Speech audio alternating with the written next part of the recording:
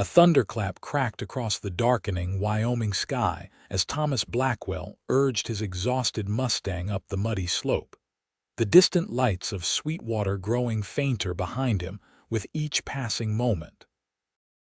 The late September storm of 1879 had come upon him suddenly, transforming the trail into a treacherous ribbon of mud that threatened to delay his return to the ranch, where he'd worked as foreman for the past 5 years. Thomas pulled his hat lower against the driving rain, cursing his decision to remain in town after delivering a herd of cattle to the railroad station. The money from the sale weighed heavy in his saddlebags, payment for months of backbreaking work that would keep the Circle B ranch operating through the coming winter. At 32, he had long ago abandoned the recklessness of his youth in favor of the steady, reliable existence he'd built in Wyoming territory. Lightning illuminated the landscape, and Thomas spotted a small cabin tucked into a stand of pine trees about a quarter-mile off the main trail. He recognized it as the old Peterson place, abandoned last spring after the elderly couple who owned it had moved east to live with their daughter. It would provide welcome shelter until the worst of the storm passed. As he approached the cabin, a sound carried through the howling wind that made him rein his horse to an abrupt halt. A scream unmistakably human and filled with pain had come from inside the supposedly abandoned structure. Thomas dismounted swiftly, drawing his Colt revolver from its holster. Tethering his horse beneath the overhang of the small porch, he approached the cabin's door cautiously, listening. Another cry pierced the night, followed by a low moan that raised the hair on the back of his neck. "Hello," he called, knocking firmly on the weathered door. "Anyone in there need help?" When no response came except another agonized cry, Thomas tested the door handle. Finding it unlocked, he pushed it open slowly, gun at the ready. The interior of the cabin was dimly lit by a single oil lamp that cast long shadows across the rough wooden floor. The sparse furnishings consisted of a table, a single chair, and a bed positioned against the far wall. On that bed lay a young woman, her face contorted in pain, hands clutching her swollen belly. Thomas holstered his weapon immediately. "Madam, you all right?" The woman's eyes flew open, wide with fear at the sight of the stranger in her doorway. She was young, perhaps 25, with auburn hair plastered to her forehead by sweat despite the chill in the cabin. "Please," she gasped, "the baby. It's coming." Thomas froze, his heart hammering against his ribs. In all his years on the frontier, he'd helped birth countless calves and foals, but never a human child. He glanced around the cabin, noting the absence of anyone else. "Where's your husband, madam? Or a midwife?" Another contraction seized her, and she cried out, clutching the rough blanket beneath her. When the pain subsided, she spoke through gritted teeth. "No husband. No one. I've been alone since. Her words dissolved into a sob. Thomas removed his dripping hat and coat, hanging them by the door as he made a swift decision. "My name's Thomas Blackwell. I work the Circle B ranch about 5 miles from here. I can ride for help, but in this storm." "No time," she whispered, her voice stronger now. "The baby's coming fast." "I can feel it." Thomas crossed the room and knelt beside the bed, fighting to maintain his composure. "What's your name, madam?" "Josephine," she managed between breaths. "Josephine Jenkins. Most folks call me Josie." "All right, Josie," he said, rolling up his sleeves. "I've never delivered a baby before, but I've brought plenty of calves into this world. I reckon the principles ain't too different." A weak smile touched her lips despite her pain. "Not exactly the same," she gasped as another contraction began. Thomas looked around the small cabin. "Have you got clean linens? Water?" She nodded toward a trunk at the foot of the bed. "There. And water. In the bucket." Working quickly, Thomas built up the dying fire in the small stove, set water to boil, and gathered clean cloths from the trunk.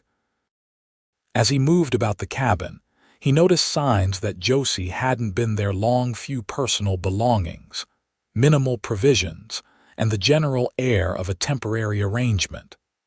As the night wore on, the storm raged outside while Josie's labor progressed within. Thomas positioned himself at her side, offering his hand for her to grip during contractions, wiping her brow with cool water between them, and speaking words of encouragement that surprised even him with their gentleness. "You're doing fine," he assured her as dawn approached and her strength began to wane. "Just fine." "I can't," she whispered, tears streaming down her face. "I can't do this anymore." Thomas leaned closer, his voice firm but kind. "Yes, you can, Josie. You're the strongest woman I've ever met, bringing a child into the world all alone in this wilderness. And you ain't alone anymore. I'm here, and I ain't leaving until that baby's in your arms." His words seemed to give her renewed determination. With the next contraction, she bore down with all her might, her cry of pain transforming into one of desperate effort. "I can see the head," Thomas exclaimed, positioned now at the foot of the bed. "Just one more big push, Josie." With a final, tremendous effort, Josephine Jenkins brought her child into the world. The baby's first indignant wail filled the small cabin as the storm outside began to abate, the first gray light of dawn filtering through the cabin's single window. "It's a boy," Thomas announced, his voice thick with emotion as he wrapped the squalling infant in a clean cloth. "A fine, healthy-looking boy." He placed the newborn on Josie's chest, watching as she gazed down at her son with a look of wonder that transformed her exhausted features into something that stole the breath from Thomas's lungs. "Hello, little one," she whispered, tears falling freely now. "I've been waiting so long to meet you." Thomas busied himself with cleaning up, giving mother and child a moment of privacy for their first meeting. When he returned to the bedside with a cup of water for Josie, he found her looking up at him with an expression he couldn't quite read. "Thank you, Mr. Blackwell," she said softly. "I don't know what would have happened if you hadn't come along." "Thomas," he corrected gently, "and I'm just glad I was passing by." He nodded toward the baby, now sleeping peacefully against his mother's breast. "What will you call him?" Josie considered for a moment. "Daniel," she decided. "Daniel Thomas Jenkins." She looked up at him, a question in her eyes. "If you don't mind," a knot formed in Thomas's throat, unexpected emotion welling up at the honor she'd bestowed. "I'd be proud," he managed. With mother and baby resting comfortably, Thomas stepped outside to tend to his horse and take stock of their situation. The storm had passed, leaving behind a landscape washed clean and gleaming in the early morning light. He needed to get word to Sweetwater that Josie and her baby required proper medical attention, but he was reluctant to leave them alone. When he returned to the cabin, Josie was awake, attempting to feed her newborn son. "He seems to have the right idea," Thomas observed with a small smile, averting his eyes to give her privacy. Josie laughed softly. "He's determined, that's certain." After a moment of silence, she added, "You must have questions." Thomas shook his head. "Your business is your own, madam." "I'd like to tell you," she said quietly. "After what you've done for us, you deserve to know." As the morning sunlight strengthened, Josie shared her story. She'd been married to a man named Harold Jenkins, who'd brought her west from St. Louis with promises of prosperity and adventure. Instead, he'd revealed himself to be a gambler and a drunk who abandoned her in Sweetwater 6 months ago when she told him she was expecting. "I worked at the hotel laundry as long as I could," she explained, gently stroking her sleeping son's cheek. "But when it became obvious I was with child, Mrs. Henshaw said I was bad for business. I had enough saved to rent this cabin for a few months. I thought I had more time to figure out what comes next." Thomas listened without judgment, his respect for this young woman growing with each word. To face such adversity alone, to bring a child into the world with no support or security, it spoke to a strength of character that humbled him. "Well," he said finally, "you don't need to figure it all out today. You and little Daniel need rest. I'll ride to Sweetwater and fetch the doctor to check on you both, maybe bring back some supplies. Then we can talk about what comes next." Josie's eyes filled with grateful tears. "I don't know how I'll ever repay your kindness." "Nothing to repay," Thomas replied, suddenly awkward under her sincere gaze. He gathered his hat and coat, checking that his pistol was secure in its holster. "I should be back by midday. Will you be all right until then?" "We'll be fine," she assured him, looking stronger than she had any right to after her ordeal. "We'll be right here waiting." The ride to Sweetwater took less than an hour with the trails dried by the morning sun. Thomas headed directly to Dr. William Parker's office, relieved to find the physician had just returned from his morning rounds. "A baby, you say, born in the old Peterson place?" The doctor raised his bushy eyebrows as he packed his medical bag. "And the mother is alone." "Her husband abandoned her," Thomas explained, the words leaving a bitter taste. "She's got no family here that I know of." Dr. Parker shook his head sadly. "Not the first such case I've seen, nor will it be the last. The West can be unkind to women left to fend for themselves." He closed his bag with a decisive snap. "I'll follow you out there directly. Meanwhile, why don't you visit the general store and procure whatever supplies a new mother might need?" Thomas nodded, grateful for the doctor's matter-of-fact efficiency.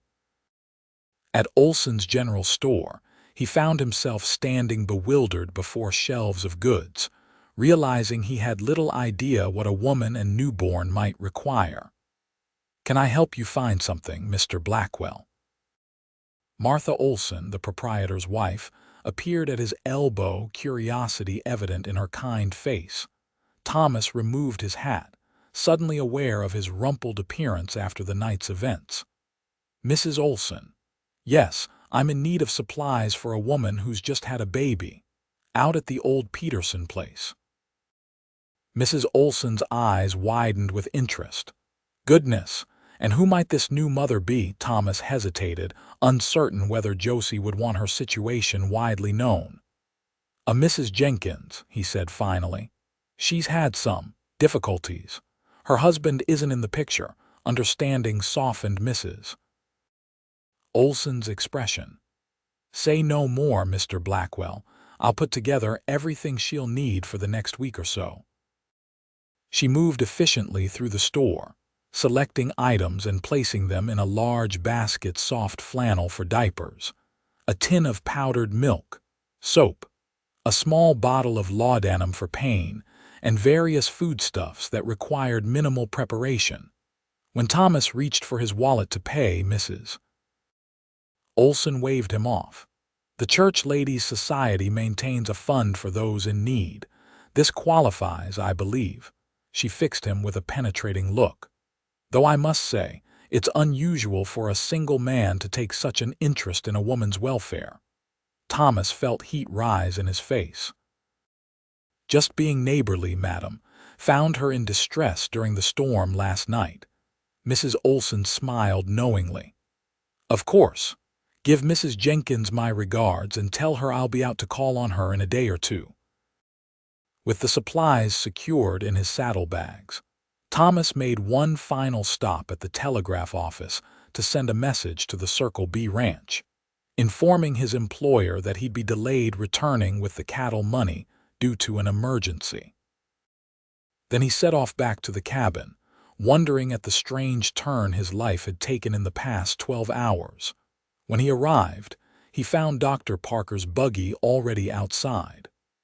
Inside, the doctor was just completing his examination of Josie and little Daniel. "Mother and son are doing remarkably well," Dr. Parker announced, smiling at Thomas over his spectacles. "Mrs. Jenkins tells me you delivered the baby yourself." Thomas shuffled his feet uncomfortably. "Just did what needed doing." "Well, you did it admirably." The doctor packed away his stethoscope. "The birth was uncomplicated and both are healthy.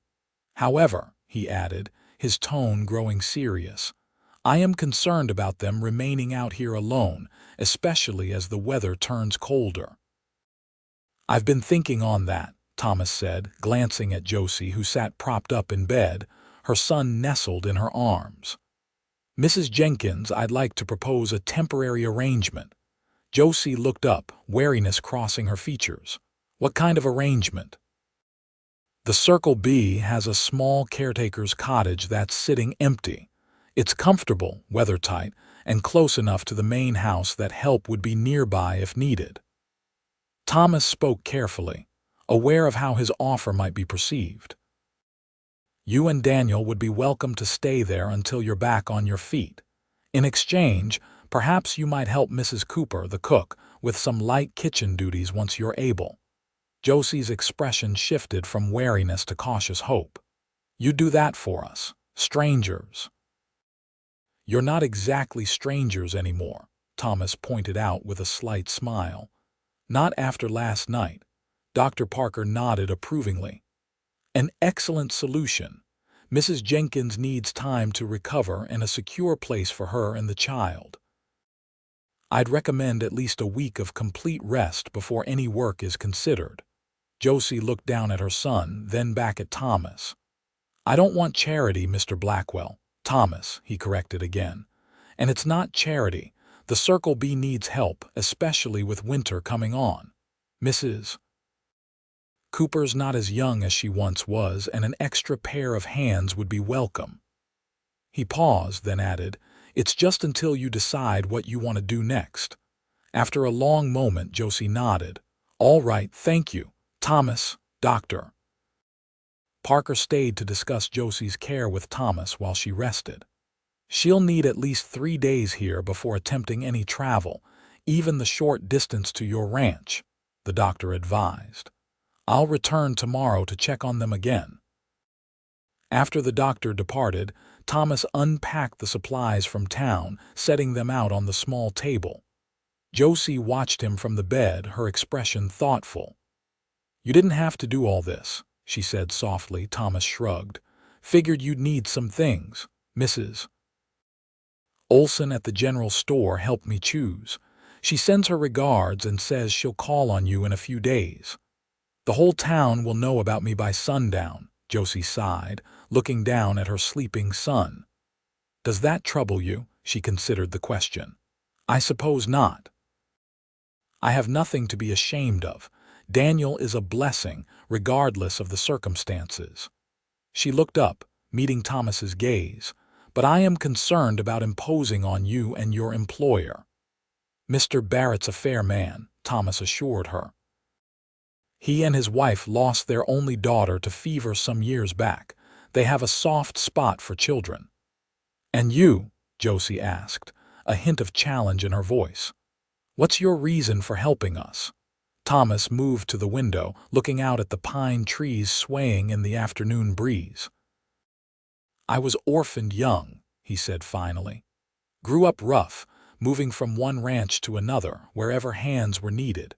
No one ever gave me much of a chance until Mr. Barrett took me on. Reckon everyone deserves that same chance." When he turned back, Josie was watching him with an expression that made his heart beat faster.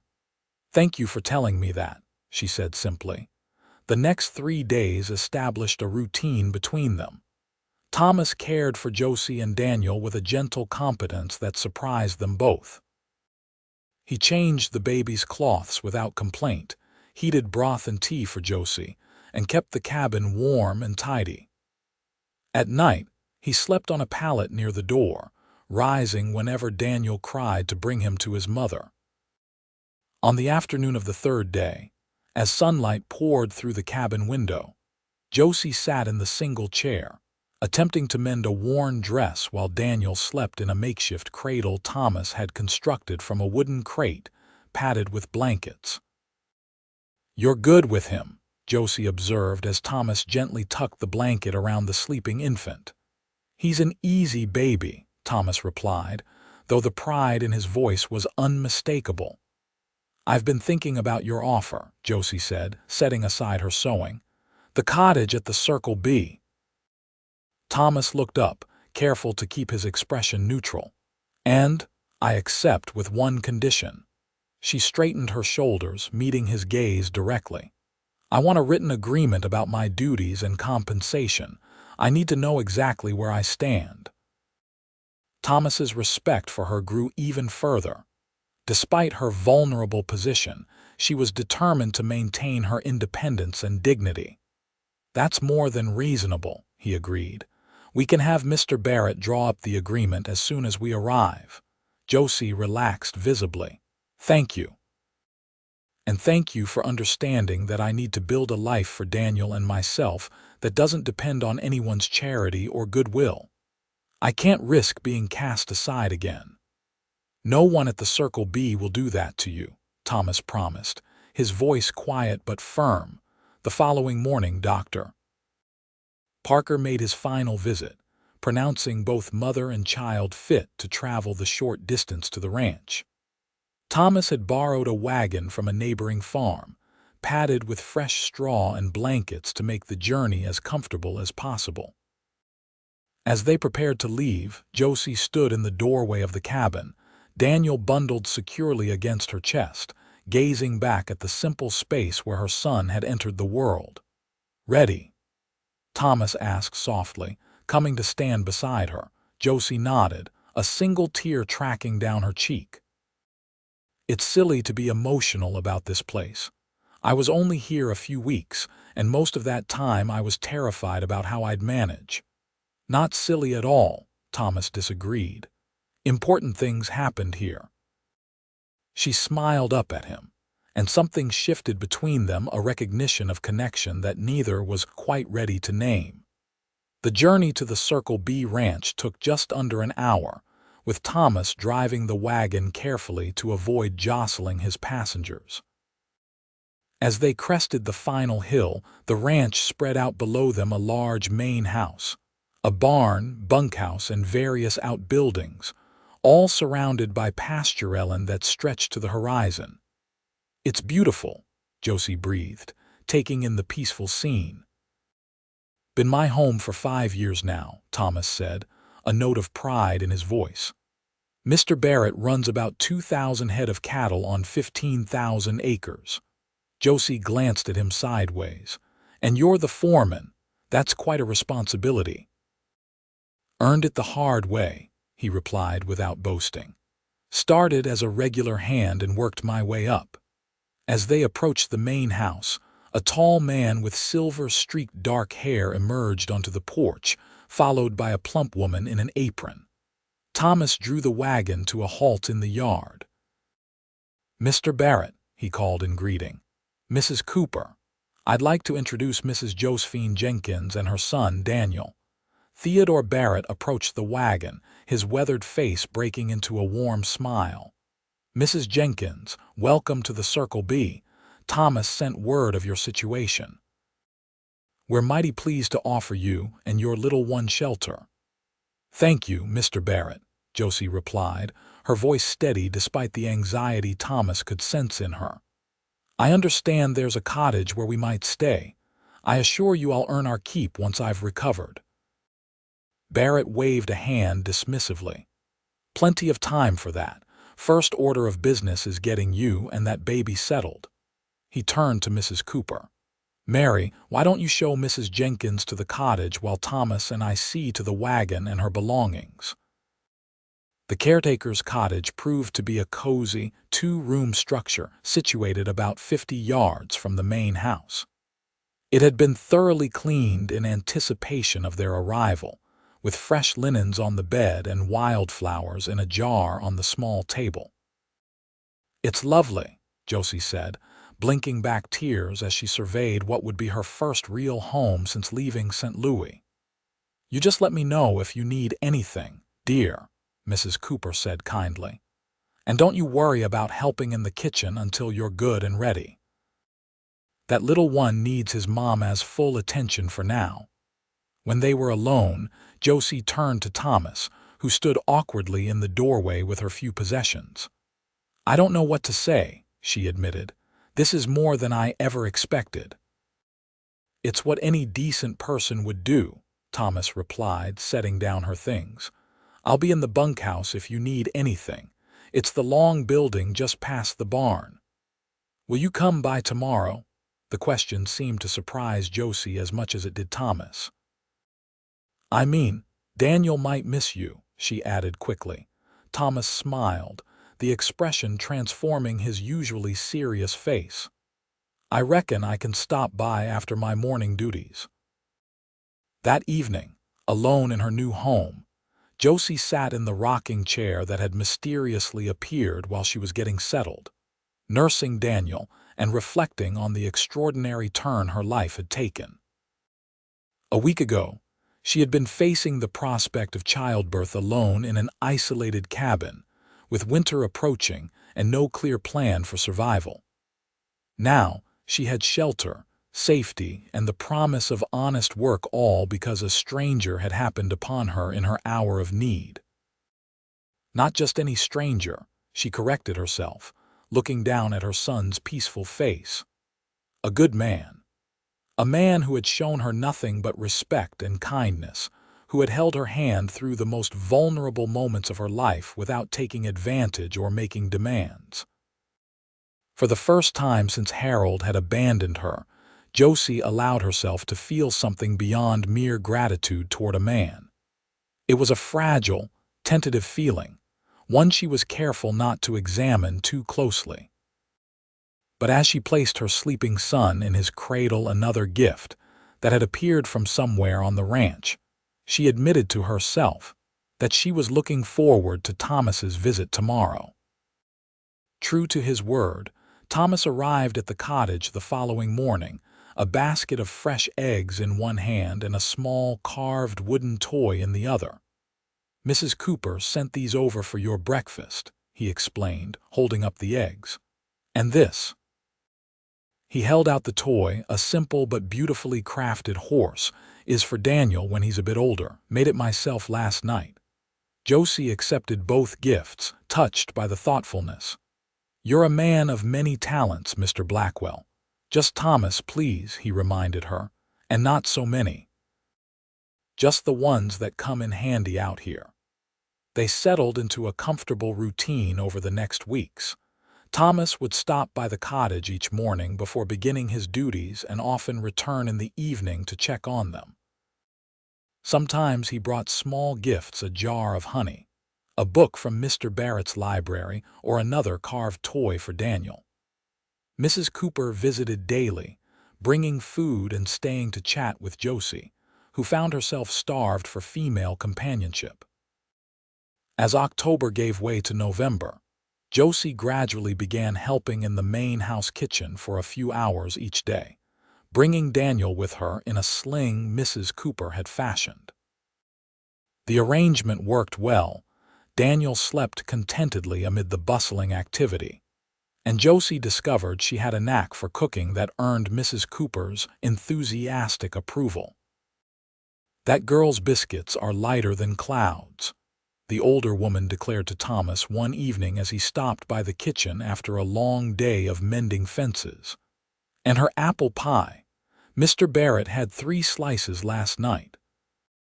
Thomas smiled, watching as Josie bent over a pot of stew, her cheeks flushed from the heat of the stove, Daniel sleeping peacefully in his basket nearby. Something warm and unfamiliar expanded in his chest at the domestic scene. "She's settling in well, then?" he asked, accepting the cup of coffee Mrs. Cooper pressed into his hands. "Like she was born to it," Mrs. Cooper confirmed with a knowing look. "And little Daniel's thriving, growing stronger every day just like his mama." Later that evening, Thomas walked Josie and Daniel back to the cottage, the early winter sky ablaze with stars above them. "Mrs. Cooper says you're becoming indispensable in the kitchen," he remarked, carrying the sleeping baby while Josie held a lantern to light their path. Josie laughed softly. "She's too kind. I'm just grateful to be useful." She hesitated, then added, "Mr. Barrett mentioned today that he's prepared that agreement we discussed about my position here. He'd like to meet with us tomorrow to go over the terms." Thomas nodded, pleased that his employer had remembered. "He's a man of his word." "As are you," Josie said quietly. When they reached the cottage, Thomas carefully transferred Daniel to his cradle while Josie lit the lamps and stoked the small stove to ward off the evening chill. "I should get back to the bunkhouse," Thomas said, though he made no move to leave. "Early start tomorrow." Josie stood before him, her face half in shadow, half illuminated by the warm lamplight. "Thank you, Thomas, for everything." "Nothing to thank me for," he replied, his voice rougher than usual. "There's everything to thank you for." She stepped closer, and before he realized her intent, she rose on tiptoe and pressed a soft kiss to his weathered cheek. Thomas stood frozen, his heart hammering against his ribs. In 5 years at the Circle B, he'd never permitted himself to think of any future beyond the next season, the next cattle drive. But in that moment, with Josie's soft lips against his skin, possibilities he'd never dared consider suddenly seemed within reach. The meeting with Theodore Barrett the following day was straightforward. The agreement he'd drawn up was fair. Even generous Josie would assist Mrs. Cooper in the kitchen and help with other household duties as needed. In exchange, she and Daniel would have use of the cottage rent-free, plus a modest monthly wage. Most importantly, the arrangement had no set end date, giving Josie the security she so desperately needed. "This is more than fair, Mr. Barrett," she said, signing the document with a steady hand. "I'm very grateful." "Nonsense," Barrett replied gruffly. "Good help is hard to find out here, and Mary's been after me for years to hire her some kitchen help." He glanced at Thomas, who stood quietly to one side. "Besides, any friend of Thomas's is welcome at the Circle B. Man's got better judgment than most I've known." As they left the main house, Thomas felt a subtle shift in his relationship with Josie. The agreement had formalized her place at the ranch, removing the uncertainty that had hovered over their interactions. She was no longer just a woman in distress he'd happened to help. She was part of the Circle B, with every right to be there. The weeks passed, and Daniel grew stronger daily, his personality emerging alert, curious, and with a smile that could melt the heart of even the most hardened ranch hand. He became a favorite among the Circle B crew, especially when Josie began bringing him to the bunkhouse in the evenings while she delivered fresh, baked goods or mended clothing for the men. Thomas found himself increasingly drawn to the cottage in his free time. He built shelves for Josie's growing collection of books, repaired the rocking chair when it developed a worrying creak, and spent countless hours simply sitting with them by the fire, sometimes reading aloud while Josie sewed and Daniel slept. As Christmas approached, the ranch buzzed with preparations for the holiday. Mrs. Cooper and Josie worked tirelessly, baking pies and cookies, while the men cut evergreen boughs to decorate the main house. Even Mr. Barrett's usually stern countenance softened as the holiday spirit took hold. One evening, a week before Christmas, Thomas arrived at the cottage with a small fir tree balanced on his shoulder. "Thought you and Daniel might like your own Christmas tree," he explained as Josie opened the door in surprise. "It's perfect," she breathed, her eyes shining as Thomas set up the tree in the corner of the small sitting room. "Daniel, look at what Thomas brought us." The baby, now nearly 3 months old, lay on a blanket nearby, cooing and waving his arms at the sound of Thomas's voice. Thomas knelt beside him, gently tickling his stomach and smiling as Daniel grabbed at his fingers. Strong grip, he noted proudly. "He'll be a fine horseman someday." Josie watched them, her heart full to bursting with an emotion she'd been trying to deny for weeks. "Would you stay for supper?" she asked impulsively. "I made stew and there's fresh bread." The evening that followed was one of the happiest either could remember. They ate by lamplight, talking easily about the ranch, the upcoming holiday, and their hopes for the new year. After the meal, Thomas helped wash the dishes, their hands occasionally brushing in the warm, soapy water, sending currents of awareness through them both. Later, as Thomas prepared to leave, Josie stood in the doorway with Daniel in her arms, reluctant to end the evening. "Thomas," she said hesitantly, "I've been meaning to ask. What do you usually do for Christmas Day?" He shrugged. "Not much. The Barretts host dinner for the hands who don't have family nearby. We exchange small gifts, drink too much whiskey, maybe sing some carols if Hank Jenkins gets his accordion out." "Would you consider spending part of the day with us?" Josie asked, her cheeks coloring slightly. "It's Daniel's first Christmas, after all. I thought perhaps we could have our own little celebration before the big dinner at the main house." Thomas's expression softened in a way that made Josie's breath catch. "I'd like that very much," he said quietly. Christmas morning dawned clear and cold, with fresh snow blanketing the ranch in pristine white. Thomas rose early, his stomach a knot of nervous anticipation. He'd spent weeks carving a special gift for Josie, a delicate wooden box with a lid that featured an intricate design of wildflowers.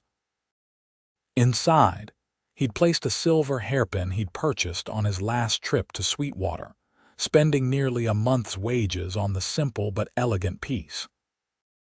When he arrived at the cottage, Josie answered his knock with a radiant smile, wearing her best dress, a deep green wool that brought out the auburn highlights in her hair. Daniel was dressed in a new outfit Mrs. Cooper had sewn for him, complete with tiny boots. "Merry Christmas," Josie greeted him, stepping back to allow him inside. The cottage was transformed, evergreen boughs decorated the mantel, red berries brightened the table, and the small tree he'd brought was adorned with paper stars and strings of dried cranberries. "It's beautiful," Thomas said, removing his hat. "You've worked magic here." They exchanged gifts by the fire, Thomas's carved box and hairpin for Josie, and from her, a hand-knitted scarf in deep blue wool that matched his eyes. "I've been working on it at night after you leave," she explained as he ran his fingers over the soft material. "Mrs. Cooper helped me with the more difficult parts." "It's perfect," he said sincerely, immediately wrapping it around his neck. "No one's made me anything like this since." "Well, since I can remember." Josie's eyes softened. "There's one more thing," she said, reaching behind her chair to produce a small package. "This is from Daniel." Thomas unwrapped the gift to find a small, framed pencil sketch of himself holding the baby, their profiles captured in remarkable detail. Did you draw this?" Josie nodded, suddenly shy. "I used to draw quite a lot before I came west. This is the first time I've tried in over a year." "It's incredible," Thomas said, his voice thick with emotion. "Thank you, both of you." The moment stretched between them, charged with unspoken feelings. Daniel broke the spell by beginning to fuss, hungry for his morning feeding. "I should give you privacy," Thomas said, starting to rise. "No, stay," Josie said quickly. "I mean, if you're comfortable, I'll just use the blanket." She arranged a light shawl over her shoulder as she began to nurse Daniel, preserving her modesty while maintaining the intimate atmosphere. They talked quietly as Daniel fed, discussing the ranch, the books they'd both been reading, and their childhood's Josie's comfortable upbringing in St. Louis, cut short by her parents' deaths when she was 18, and Thomas's harder road as an orphan. "I never knew my father," he confided, staring into the fire. My mother died of typhoid when I was 7. After that, I was passed from one relative to another, none of whom particularly wanted another mouth to feed. Started working cattle drives when I was 14, lying about my age. You've had to be strong your whole life, Josie observed softly. Thomas's gaze shifted to Daniel, now sleeping contentedly in his mother's arms. Makes me appreciate what matters, I suppose. The day passed in a haze of contentment. They shared a simple meal at midday, then bundled up Daniel for a short walk around the ranch before the Christmas dinner at the main house. As they strolled through the snow, Daniel securely wrapped against Josie's chest, Thomas found himself reaching for her hand.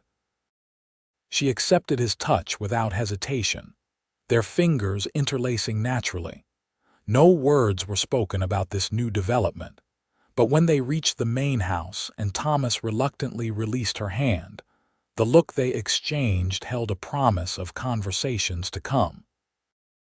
The Christmas dinner was a boisterous affair, with all 15 ranch hands crowded around the long table in the Barrett's dining room, passing platters of roast goose, mashed potatoes, and Mrs. Cooper's famous cranberry relish. Josie sat between Thomas and Mrs. Cooper, with Daniel sleeping peacefully in a basket at her feet. Throughout the meal, Thomas found his gaze continually drawn to her the way she laughed at the cowboy's stories, the gracious manner in which she accepted compliments on her cooking, the maternal attention she paid to Daniel's every movement. When the meal was finished and the singing began, Thomas slipped away to the porch for a moment of quiet. He stood watching his breath fog in the cold air, trying to make sense of the emotions churning within him. The door opened behind him and Josie stepped out, a shawl pulled tight around her shoulders. "Is everything all right?" "Just needed some air," he replied, making room for her beside him at the railing. "Where's Daniel?" Mrs. Barrett insisted on holding him. "I think he reminds her of the daughter they lost." Josie moved closer, her arm brushing against his. "It's been a wonderful day, hasn't it?" "The best Christmas I can remember," Thomas admitted. They stood in companionable silence for a moment, watching the stars emerge in the darkening sky. "Josie," Thomas began hesitantly, "I've been thinking, there you two are." Mrs. Cooper's voice interrupted as she pushed open the door. "Mr. Barrett's about to make his annual Christmas toast, and he specifically asked for you both to be present." The moment broken. They returned inside, but throughout the remainder of the evening, a current of awareness hummed between them, a sense of something important left unsaid. January brought bitter cold and heavy snowfall that kept the ranch in a state of constant activity. Livestock needed extra care. Water troughs required regular breaking of ice, and firewood had to be chopped daily to keep the buildings warm. Thomas found himself working from dawn until well after dusk most days, with little time to visit Josie and Daniel except for brief stops to ensure they had enough firewood and provisions. Despite his exhaustion, Thomas made a point of spending at least an hour each evening at the cottage, sometimes arriving so tired he could barely keep his eyes open.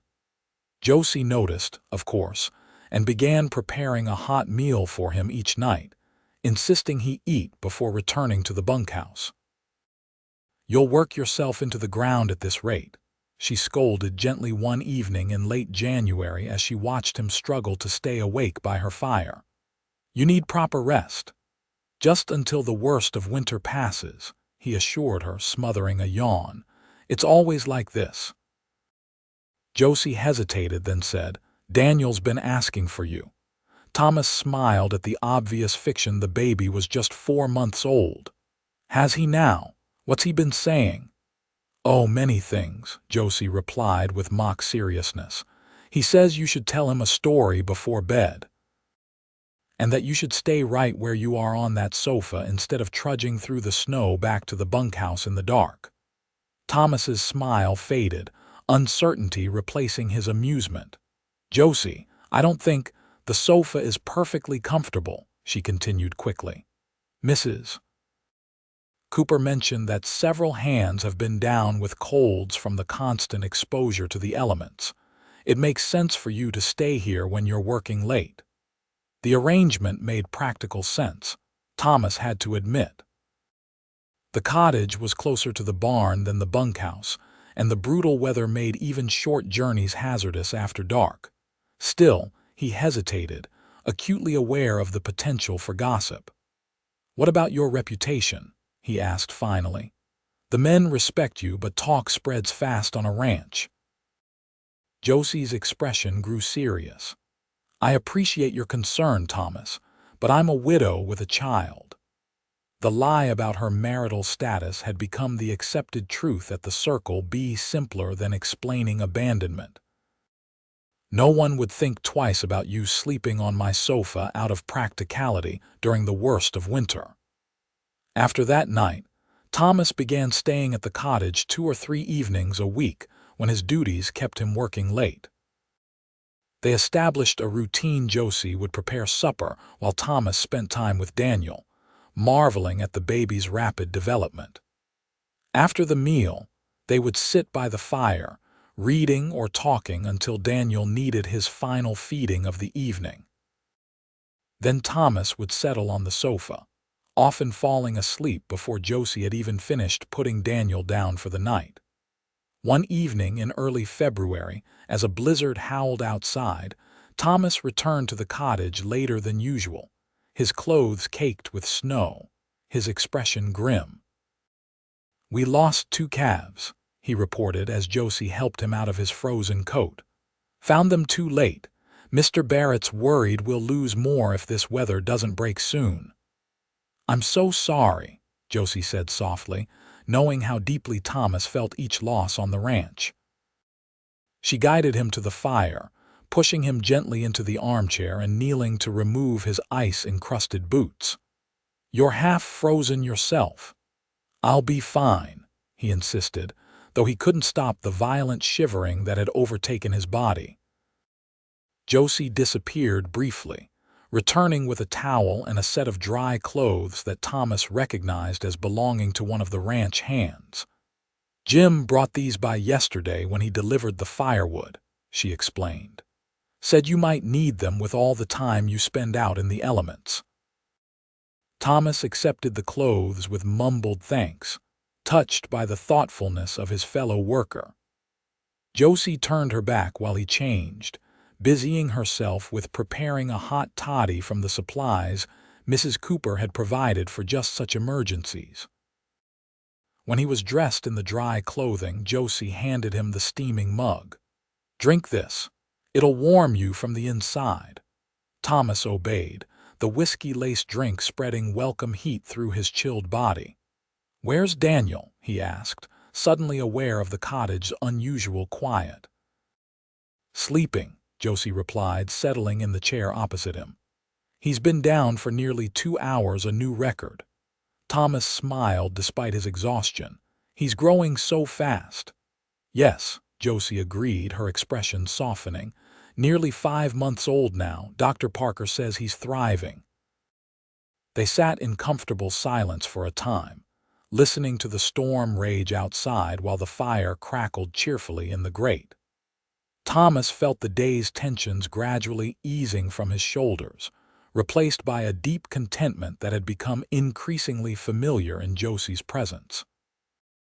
"I should check on the fire in the stove before turning in," he said finally, setting aside his empty mug. Josie nodded, rising to gather his wet clothes. "I'll hang these to dry." As she moved past his chair, Thomas reached out impulsively, catching her hand. "Josie." She stopped, looking down at him with a question in her eyes. "I've been meaning to talk to you," he began, his heart suddenly pounding. "About us." Josie's breath caught, but she didn't pull away.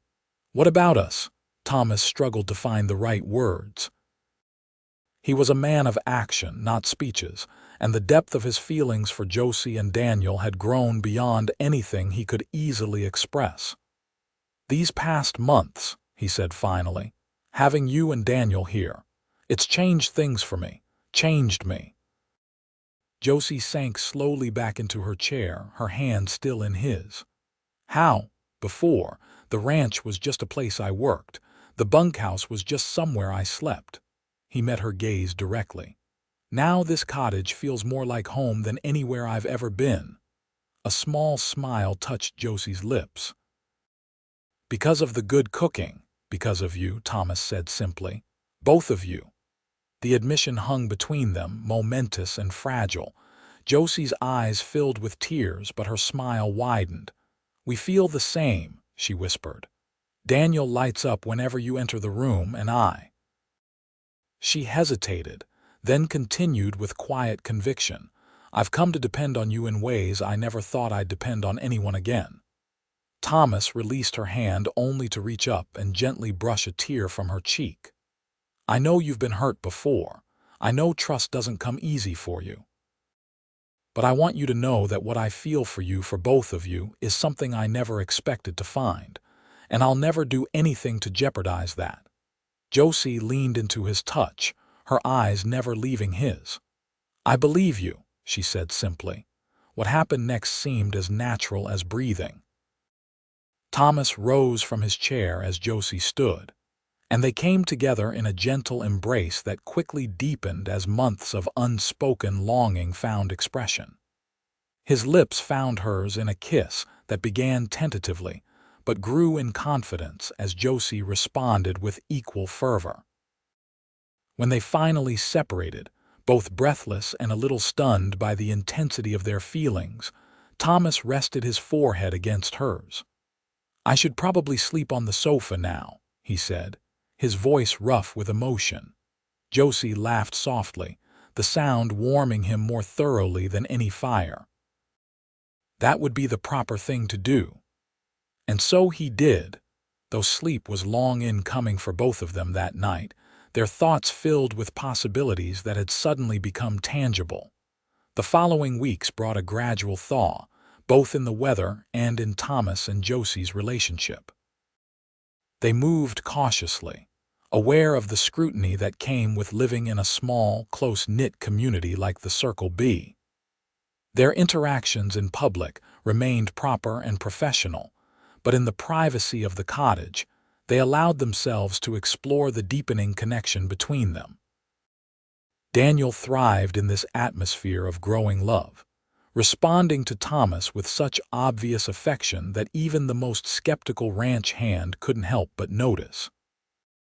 By March, it was common to see Thomas carrying the baby around the ranch during his afternoon break, pointing out horses and cattle to the wide-eyed infant, who would crow with delight at the attention. That boy thinks the sun rises and sets on you, Mrs.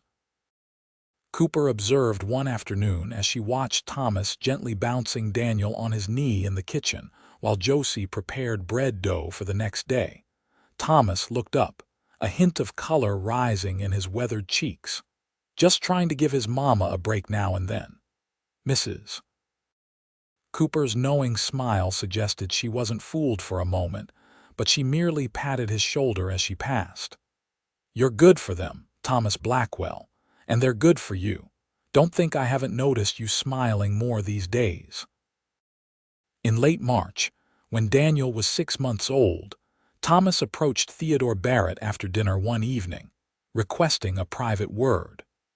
The ranch owner led him into the small study off the main living room, offering a glass of whiskey as they settled into leather chairs before the fire. "What's on your mind, Thomas?" Barrett asked, though his expression suggested he already had an inkling.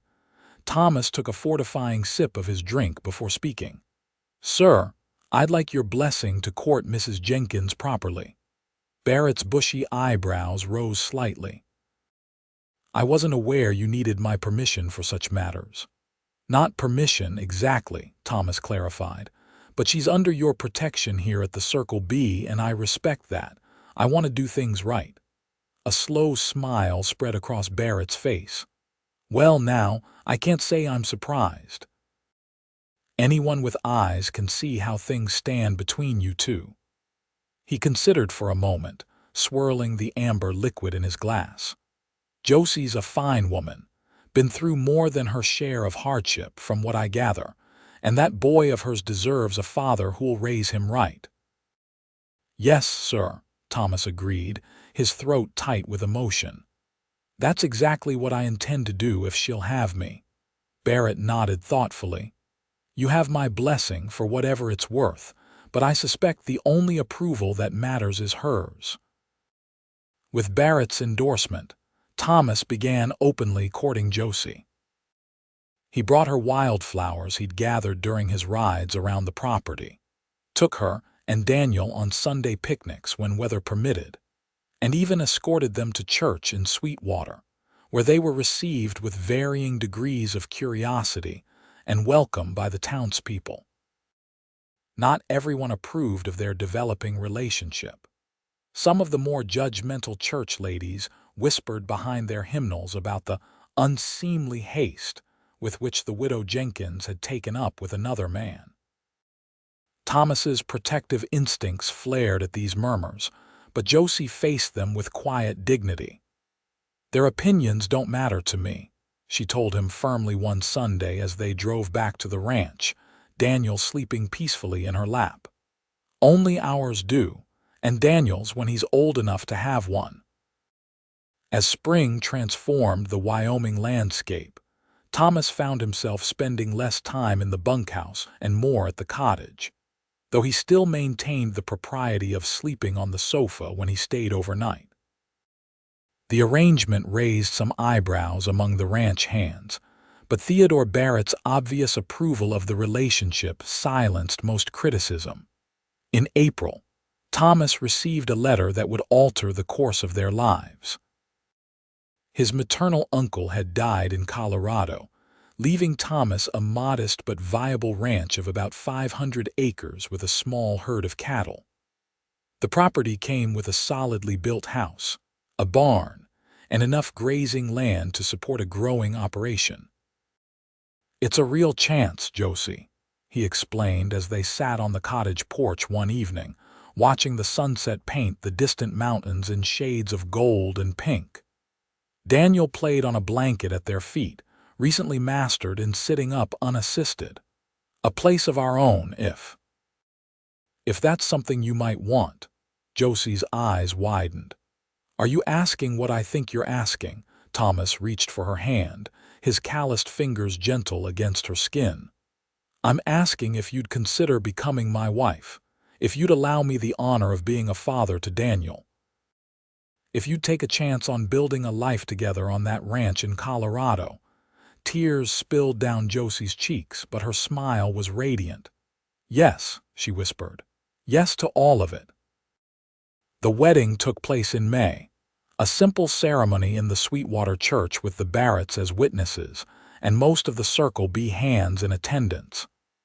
Daniel, dressed in a miniature suit Mrs. Cooper had painstakingly sewn, was held by Mrs. Barrett during the brief service, his excited babbling providing musical accompaniment to the exchange of vows. Josie wore a dress of pale blue silk, a wedding gift from Mrs. Barrett, who had insisted on ordering it specially from Denver. Thomas, almost unrecognizable in a new black suit, could scarcely take his eyes off his bride as she walked down the short aisle toward him. The reception that followed at the Circle B was a joyous affair, with music, dancing, and enough food to feed twice their number. As evening fell, the newlyweds slipped away to the cottage, now filled with wedding gifts from friends and well-wishers. Daniel had been fussed over by everyone at the party until he finally succumbed to exhaustion, now sleeping soundly in his cradle. "Mrs. Blackwell," Thomas said softly as he closed the cottage door behind them. "I still can't quite believe it." Josie came into his arms without hesitation. "Believe it," she whispered against his lips. "We're a family now officially." Later that night, as they lay together in the quiet darkness, Josie rested her head on Thomas's chest, listening to the steady beat of his heart. "I never thought I could be this happy again," she confessed. "After everything with Harold, I was so afraid to trust anyone." Thomas stroked her hair gently. "I'll spend the rest of my life making sure you never regret taking that risk." They remained at the Circle B for another month while Thomas made arrangements for their move to Colorado. Theodore Barrett, though sorry to lose his foreman, understood the pull of having land of one's own, and gave them his blessing along with a generous wedding gift of 5 good-breeding heifers to add to their new herd.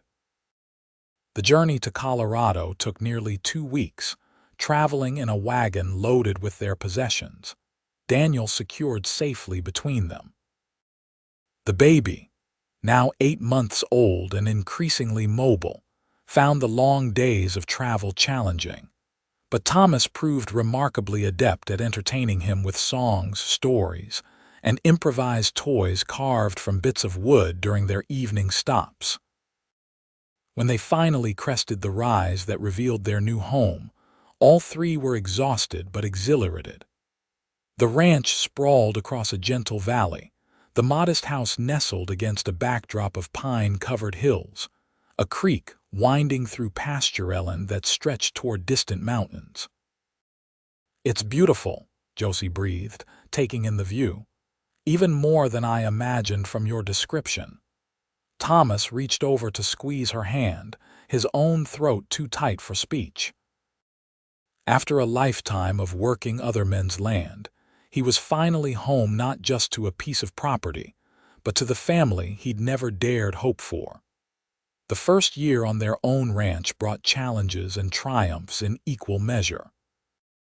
The house needed repairs, the herd required constant attention, and Daniel, growing more adventurous by the day, demanded vigilant supervision. But through it all, Thomas and Josie worked as partners, their bond strengthening with each obstacle overcome. By their first anniversary, the ranch was beginning to prosper. They'd hired 2 reliable hands to help with the cattle, allowing Thomas more time with his family. Josie had established a productive vegetable garden and started selling preserves and baked goods to neighbors and in the nearby town, quickly earning a reputation for the finest pies in the county. Daniel thrived in the freedom of ranch life, developing into a sturdy, curious toddler with Thomas's blue eyes and Josie's ready smile. He showed an early affinity for animals, especially the gentle mare Thomas had selected specifically for Josie's use. "He's going to be a horseman like his father," Josie observed one afternoon as they watched Daniel toddle determinedly after Thomas toward the barn. "And stubborn like his mother," Thomas replied with a grin, sweeping the boy up into his arms as Daniel squealed with delight. That summer brought news that expanded their family yet again. Josie discovered she was expecting, and though the prospect of another child brought some anxiety given her previous experience, Thomas's unwavering support and the proximity of a well-regarded doctor in town eased her fears. "This time will be different," he promised, holding her close after she shared the news. "You won't be alone for a moment." True to his word, Thomas rarely left Josie's side as her time approached, arranging for one of their hands to take on additional responsibilities so he could remain close to the house. When labor began on a crisp December morning, he sent their fastest rider for the doctor while he stayed with Josie, coaching her through the early contractions with a calm confidence born of experience. Daniel, not quite 2 years old, was looked after by the doctor's wife, who arrived ahead of her husband, having recognized the urgency in the messenger's request. She took charge of the toddler with grandmotherly efficiency, keeping him occupied in the kitchen while his mother labored in the bedroom above. This birth proved mercifully shorter than Josie's first, and by late afternoon, their daughter entered the world with a lusty cry that brought tears to Thomas's eyes. As he placed the swaddled infant in Josie's arms, the memory of that stormy night in the abandoned cabin seemed both impossibly distant and immediately present. "Look at her," Josie whispered, tracing a finger along their daughter's perfect cheek. "She has your chin." "And your spirit, I'd wager," Thomas replied, his voice rough with emotion. "What shall we call her?" Josie considered the tiny face, already showing signs of the determined personality she would develop. "Faith," she decided. "Because that's what brought us together, faith that something better was possible." When Daniel was allowed to meet his sister some hours later, his initial wariness quickly transformed into protective fascination. He insisted on sitting beside Josie on the bed, his small hand reaching out to touch Faith's downy hair with surprising gentleness. "Baby," he announced solemnly, looking to Thomas for confirmation. "That's right, son," Thomas agreed, his heart so full it physically ached. "Your sister, Faith." That evening, with Josie and both children asleep upstairs, Thomas stood on the porch of their home, gazing up at stars that seemed to shine with particular brightness.